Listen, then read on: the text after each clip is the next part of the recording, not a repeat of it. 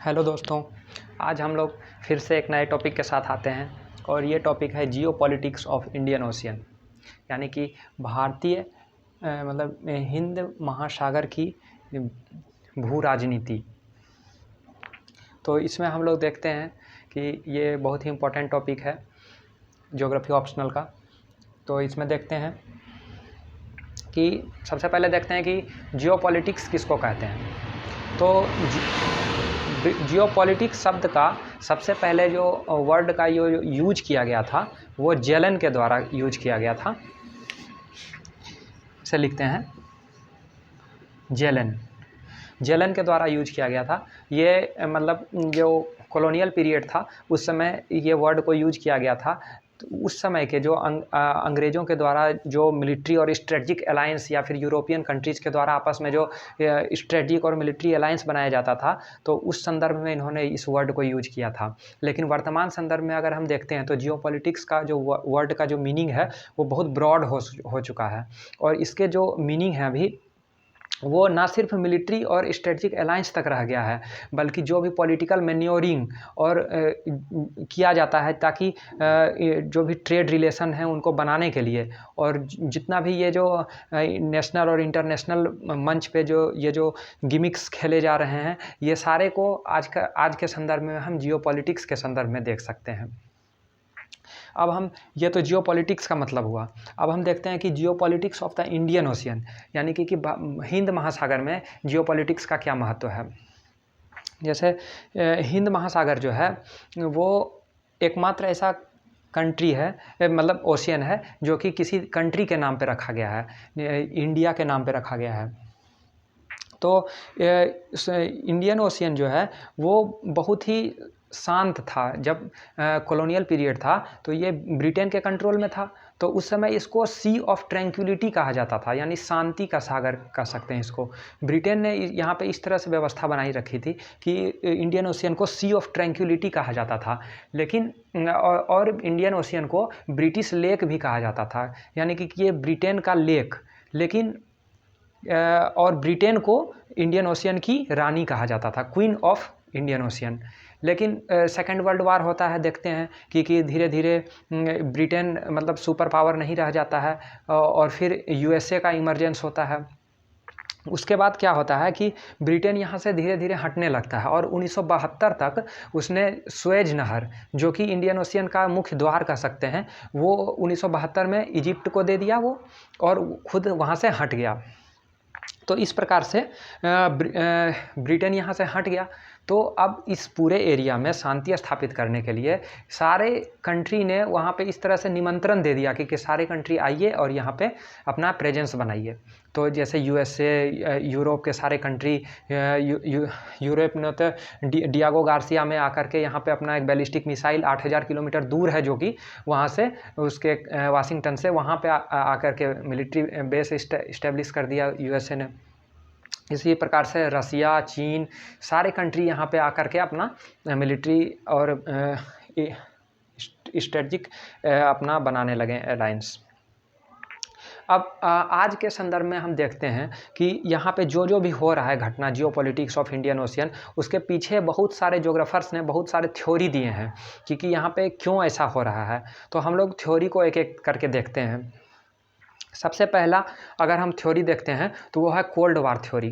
Cold war theory कहता है कि ये जो इंडियन ओशियन है, ये कोल्ड वार जब चल रहा था तो क्या हुआ कि कोल्ड वार का जब एंड होता है तो यूएसएसआर का विघटन हो जाता है और यूएसएसआर मतलब इन्फीरियर पावर के रूप में इस्टेब्लिश होता है और USA emerge as a super power. तो यूएसए इमर्ज करता है तो यूएसए कहता है कि यूएसएसआर इन्फीरियर पावर हो गया है अब, और वो यहाँ पे मतलब कि अनइंटरप्टेड ट्रेड यहाँ पे इंडियन ओशियन में करने के लिए वो मतलब नहीं है, उपयुक्त नहीं है, इसलिए यूएसए को यहाँ पे आना पड़ेगा।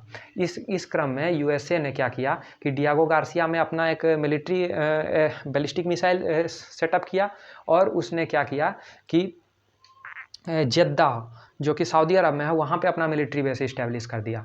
तो इस प्रकार से ये एक कह सकते हैं कि मधुमक्खी के छत्ते में ढेला मारने की तरह हो गया।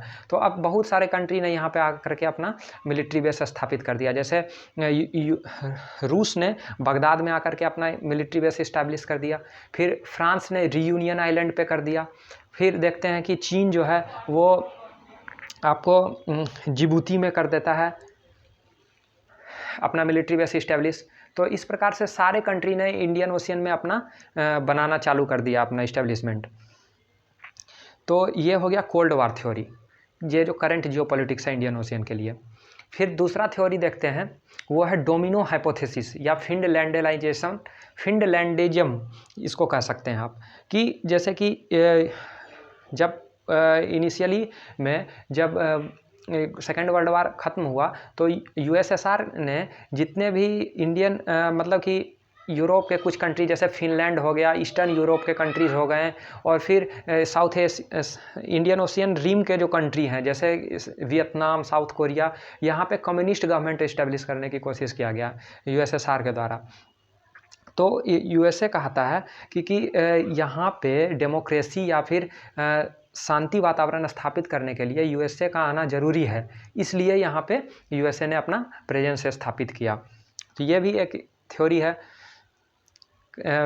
यूएस मतलब कहा जाता है कि क्यों यहाँ पे अभी का वर्तमान का जो जियोपॉलिटिक्स है ऐसा चल रहा है।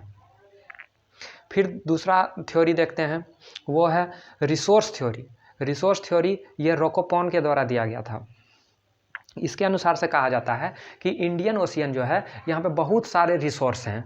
अगर हम देखते हैं तो इंडियन ओशियन के जो कंट्रीज जो इससे बॉर्डर लगाते हैं, तो जैसे अफ्रीका है, तो अफ्रीका में क्या है, यहाँ पे मिनरल रिसोर्स है, फॉरेस्ट रिसोर्स है। फिर वेस्ट एशिया में आते हैं तो वेस्ट एशिया में 2/3 ऑफ द एनर्जी रिसोर्स है, वर्ल्ड का, पूरे वर्ल्ड का 2/3 ऑफ द एनर्जी रिसोर्स है।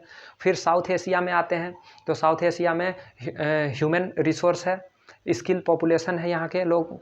उसके बाद फिर साउथ ईस्ट एशिया में जाते हैं तो वहाँ पे मिनरल, प्लांट, एग्रीकल्चर रिसोर्स ये सारे हैं। तो ऐसा कहा जाता है कि ये जो स्ट्रेटजिक और मिलिट्री अलायंस है ये प्राइमरी इंपॉर्टेंस नहीं है, बल्कि यहाँ के जो रिसोर्स हैं उसके कब्जे के लिए सारे लोग, यहाँ के जो जितने जियोपॉलिटिक्स चल रहे हैं वो उसका मेन कारण ये यहाँ के रिसोर्स हैं, इस थ्योरी के अनुसार।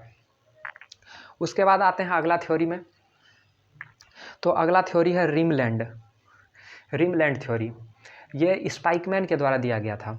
इस थ्योरी के अनुसार स्पाइकमैन कहते हैं कि इंडियन ओशियन के जो इंडियन ओशियन रिम, इसका मतलब होता है कि इंडियन ओशियन के बाउंड्री से जो कंट्री लगते हैं उसे इंडियन ओशियन रिम कंट्री कहा जाता है। तो ये कहते हैं कि इंडियन ओशियन के जो बाउंड्री से लगने वाले कंट्री हैं वो एम्फीबियन कंट्री हैं। एम्फीबियन मतलब होता है कि जो लैंड पे भी हैं और पानी में भी टच करता है और लैंड पे भी है। तो ये कहते हैं कि ये एम्फीबियन कंट्री हैं और इनके पास बहुत सारा इकोनॉमिक रिसोर्स और ह्यूमन रिसोर्स है। इसलिए अगर कोई भी कंट्री अगर वो चाहता है कि हम सुप्रीम पावर या फिर सुपरमेसी अपना स्थापित करना चाहता है तो he must control this rim country, Indian Ocean rim nations. तो स्पाइक्समैन के इस थ्योरी के अनुसार से बहुत सारे देखते हैं कि कंट्री ने यहाँ पे अपना इसके लिए अपना अभियान चलाया है। जैसे चीन का देखते हैं तो अगला थ्योरी वही है कि अभी हम देख रहे थे रिमलैंड थ्योरी बाय स्पाइकमैन। अगला थ्योरी है कि स्ट्रिंग ऑफ पल्स थ्योरी।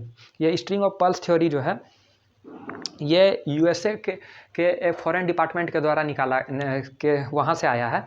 इसके अनुसार ये कहते हैं कि ये जो इंडियन ओशियन है, चीन क्या कर रहा है कि भारत को पूरे तरह से घेर रहा है इंडियन ओशियन में। भारत के जितने भी पड़ोसी देश हैं, चीन वहाँ पे अपना मिलिट्री प्रेजेंस बना रहा है।